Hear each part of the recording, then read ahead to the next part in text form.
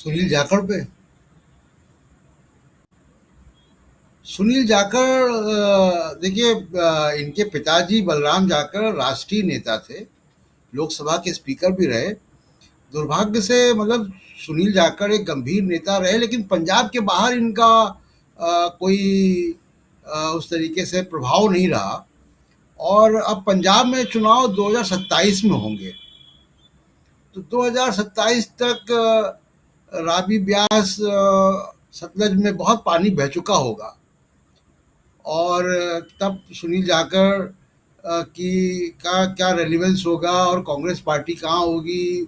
बाकी आम आदमी पार्टी वहाँ पे एक सरकार में है, अकाली दल है। तो उस सब पूरे इस सिचुएशन में 2027 में इस पे चर्चा की जाएगी, सुनील जाखड़ के मामले पे।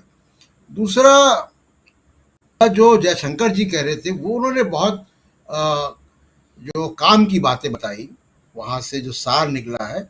और उनकी बातों से मुझे दो तीन बातें समझ में आ रही हैं, तीन बातें मुख्य तौर पे। सोनिया गांधी ने टोन सेट कर दिया था, लेकिन आज जो बात समझ में आ रही है वो ये है कि पहली बात कि कांग्रेस ने ये तय कर लिया है कि बीजेपी को वो विचारधारा के रूप से चुनौती देगी। जो काम राहुल गांधी अकेले कर रहे थे अभी तक, अब ये कांग्रेस पार्टी इस लाइन पर आ गई है कि बीजेपी को विचारधारा के फ्रंट पे चुनौती देगी। यानी वो सॉफ्ट हिंदुत्व जो जयशंकर जी ने कहा, उस पे उसको तिलांजलि दे दी उन्होंने।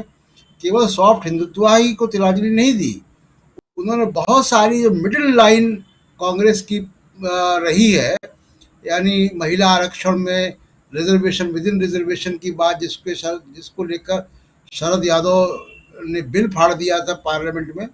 तो वो सारी बातों पे रीवर्क किया है कांग्रेस ने, ये बड़ी बात है। इससे लग रहा है कि वो विचारधारा के रूप में व्यापक चुनौती, यानी दो बहुत महत्वपूर्ण बातें समझ में आई हैं आज के उससे। एक, रिजर्वेशन, विद इन रिजर्वेशन महिला आरक्षण पे, और दूसरा कास्ट सेंसस।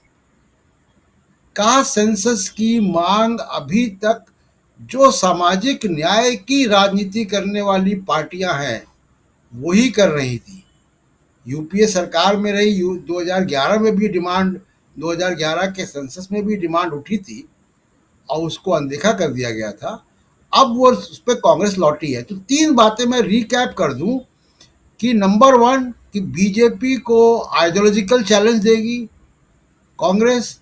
दूसरा, बीजेपी को अब कांग्रेस उस दिशा में नहीं जा रही है कि बीजेपी लोग की लोकप्रियता कम हो और डिफॉल्ट में कांग्रेस जीत जाए, जो तमाम सारे मिडिल लेवल के कांग्रेस के नेताओं का एक अप्रोच रहा है कि मिडिल लेवल के नेताओं का कि कांग्रेस जो है टीना जीत जाए, यानी कोई विकल्प ना हो तब जीत जाए। तो अब उसकी जगह कांग्रेस ने डेफिनेट प्रोग्राम दिया है, ऑल्टरनेटिव प्रोग्राम दिया है। तीसरी बात कि माइनॉरिटीज और हाशिए के समाज को कांग्रेस ने बहुत तवज्जो दी है। राजीव जी, आखिरी बार उत्तर प्रदेश की अगर मैं बात करूं तो आखिरी बार कांग्रेस को 2009 के इलेक्शन में माइनॉरिटीज का और हाशिए के समाज का वोट मिला था। उसके बाद से डिसाइसिव ढंग से मिलना बंद हो गया था। आज होगा कि 2004 में भी समाजवादी पार्टी को 35 सीटें आई थी। तो 2009 के इलेक्शन जो है उसी में आखिरी बार वोट दिया था। तो अब मेरे ख्याल से ये तीन बातें जो हैं वो आज के तौर पे मुख्य तौर पे निकल के आती हैं कि कांग्रेस अब 2024 का इलेक्शन, 2024 की चुनौती को गंभीरता से ले रही है।